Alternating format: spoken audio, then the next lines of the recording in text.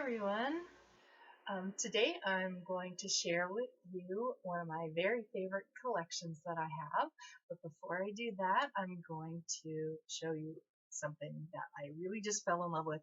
If you watched my last unboxing from Black Box Subscriptions, I got this lipstick in there and I didn't open it and I didn't try it. Well, this is it. I'm wearing it now.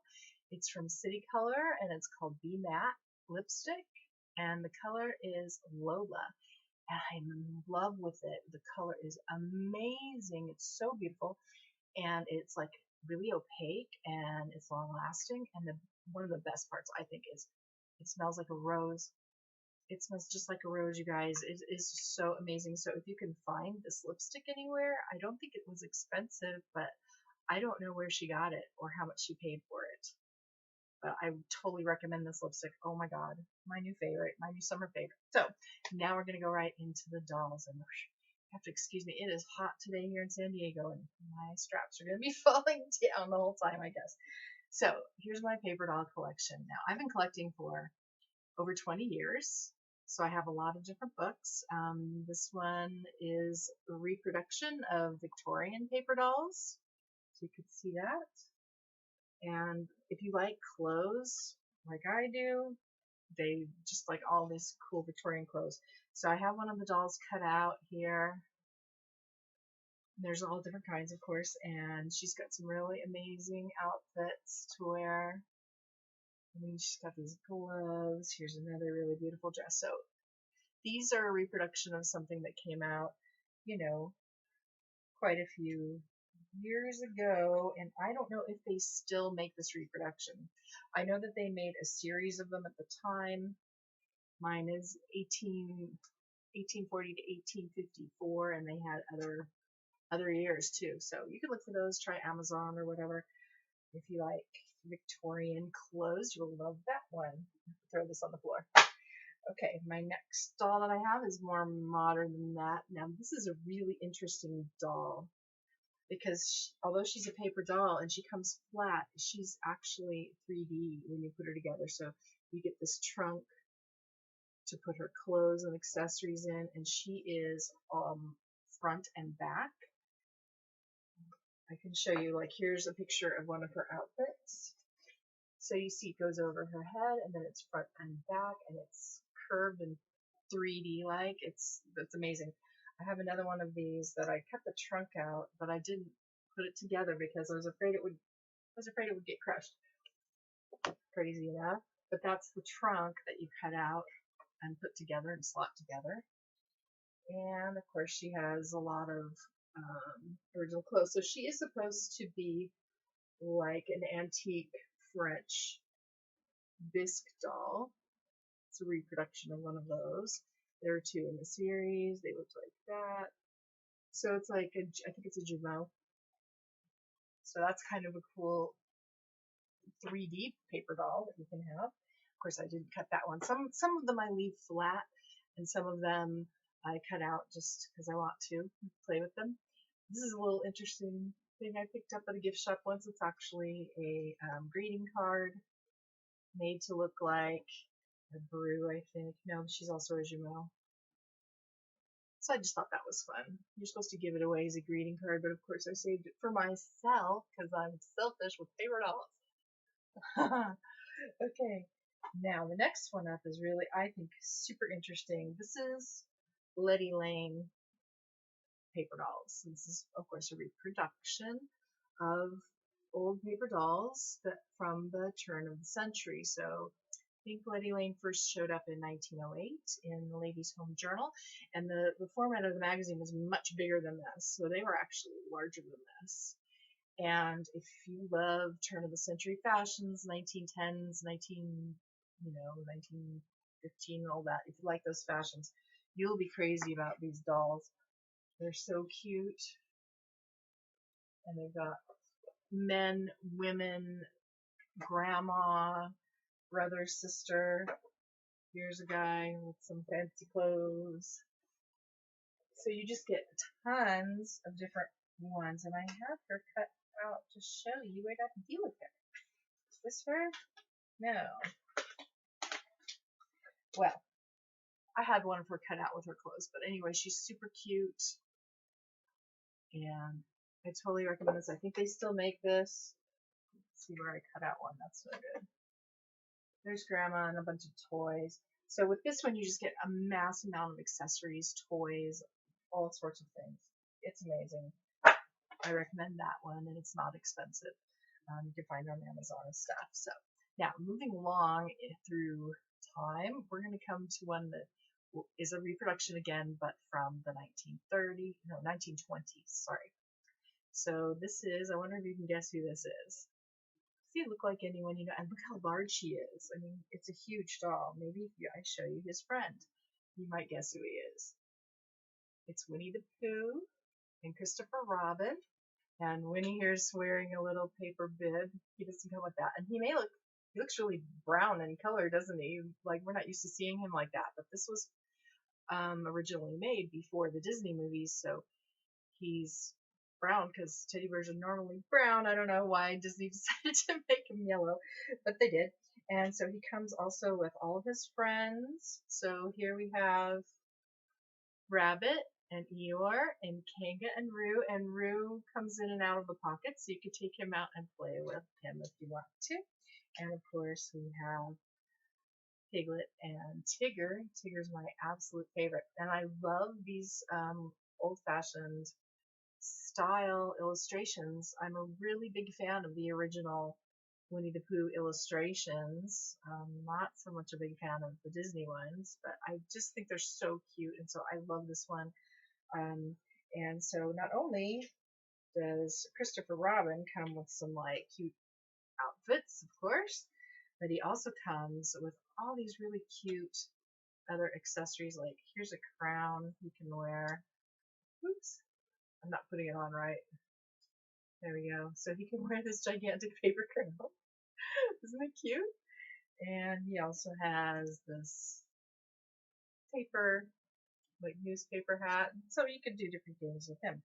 So that is my gigantic Christopher Robin and Winnie the Pooh set. I also have another really gigantic doll, and we're also moving forward in time. Now we're in 1930, so this doll is so huge. You're supposed to slot her together, match it up, and glue her, but I mean, she's enormous. She's even bigger than Christopher Robin. But of course, you know who that is, right? Shirley Temple. So this is another reproduction one that I have of the Shirley Temple doll that was around back in the 30s, and of course, she comes with awesome clothes, which I'm going to show you here. Here's some outfits for her, and they're so cute and detailed, and they're gigantic. Look at the size of these. If you're a collector, you don't care, because it's still pretty easy to lay these flat and store them. And I love her little Peter Rabbit book on there. These little dresses are so cute. So that is my gigantic Shirley Temple, but I also have a tiny Shirley Temple because nobody can have enough Shirley Temple in their life, right? So here's my little Shirley Temple. So cute, right?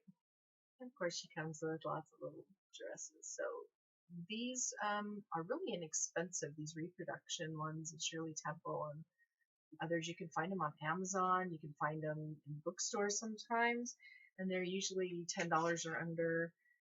Even the big ones, they're not expensive to buy like regular. Like I used to collect art dolls and living dead dolls and Barbies and everything, and a lot of those are way more expensive and take up more room. So I'm going to get to one now that is not a reproduction. It's actually vintage. So here's my vintage Lucy and Desi paper dolls. But the sad thing is, when you collect vintage, normally parts are missing. And guess which part's missing? Yep, it's Lucy. Lucy's missing from this. I only have Desi and some of his uncut clothes over here. You can see he has a white tuxedo in there and a casual outfit. And it's really a cute set of where it looks like they have their own chest of drawers and whatever. So I've never had Lucy. So that's the downside of collecting vintage and why I don't a lot. They're expensive normally, and they're usually missing all kinds of parts and pieces. you know. So I love it anyway because I love Lucy. Who doesn't love Lucy? She's amazing. So here's one that's really fun. I love this. So if you are a feminist, which you should be if you're not, or if you love art, which I absolutely love art. I'm an art historian. That's what I do. So I love art. This book is really cool. It's Great Women, Paper Dolls. You'll never guess who that is unless you're really wise on history. That's Pocahontas. So let's look inside. This book is actually a coloring book also. Kind of a cool front piece. So I've colored some of them. This is Sappho. She's from Greece, obviously. So I just colored these with crayon. You could use markers. You could use anything you want. Here's Cleopatra. Going on there. So I love to color. I do it a lot. Let's go back to some that aren't color. So here's Eleanor of Aquitaine. I can't wait to do her. She's one of my favorite characters in history. She's an amazing woman. If you don't know about her, you should learn about her. She's totally cool. Medieval history. So I love her, and then get to her eventually. Here we have Joan of Arc. So if you enjoy coloring, you could just color this like me and never cut it out and just enjoy the coloring part of it and seeing clothing. These are all historically accurate. They're either taken from paintings of these people or from, historical, other historical sources for the clothes. So here's Madame Pompadour. How cute is that? She needs a whole nother page for her other outfit because her dress is so cute. So yes, I love these. They're fantastic, and oh wow, we got Bessie Smith in here even. So we go all the way to the present. There's all kinds of famous, important women in here. So it's a history lesson, it's feminist, it's coloring, it's art, it's everything. I love it. This is life. Love it. Now we're down to the last two, and they're my favorites. So this is my absolute favorite coming up. I'm going to do my absolute favorite before my last one. This one is Monster Paper Dolls. How cute is this? Oh my gosh, how cute is this? This was given to me by my friend Eric, who knows me so well that he knew this would be the ultimate gift for me. Oh my gosh, it's like my Living Dead dolls, which I miss. So let's take a look inside. They have all kinds of outfits. There's, on the back too, there's Frankie and the Bride of Frankenstein on the front, you see, and there's Dracula and the werewolf. So they all have these different outfits. So here's, I call this work clothes because it's their standard outfits that they would just wear, like in a movie or something. But then they have all kinds of funny ones. Let's see. I love this one, The Sporting Life. So the Bride of Frankenstein would be a skater, and Frankenstein, look at this cute old-fashioned bathing suit. Is that funny?